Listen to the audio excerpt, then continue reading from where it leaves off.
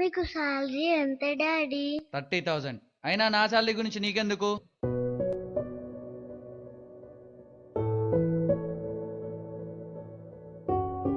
Daddy నాకు 300 rupees ఇస్తారా? నువ్వు సెకండ్ క్లాస్ అవుతున్నావా, కాలేజ్ అవుతున్నావా? మా ఫాదర్ని మేము 1 రూపీ అడగాలంటే ఎంత భయపడేవాళ్ళం తెలుసా? అలాంటిది నువ్వు ఏకంగా 300 రూపీస్ అడిగావు. ఏం చేద్దామని? నాలాగా సండేస్ హాలిడేస్ లేకుండా పొద్దున రాత్రి పని చేస్తే తెలుస్తుంది నీకు మనీ వాల్యూ. ఇంకోసారి నన్ను మనీ అడిగితే కాళ్ళు ఎరక్కొడతా.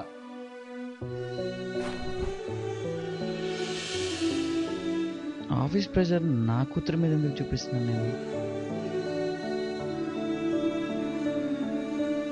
అయినా ఇది కరెక్ట్ కాదు.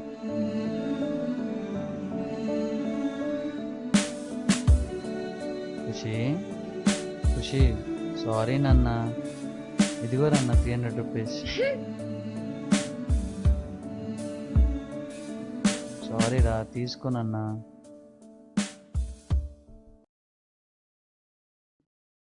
డాడీ మీరిచ్చిన 300 రూపీస్ కలిపితే ఇందులో 1000 రూపీస్ ఉన్నాయి. ఈ 1000 రూపీస్ తీసుకొని మీరు నాతో 1 డే స్పెండ్ చేస్తారా?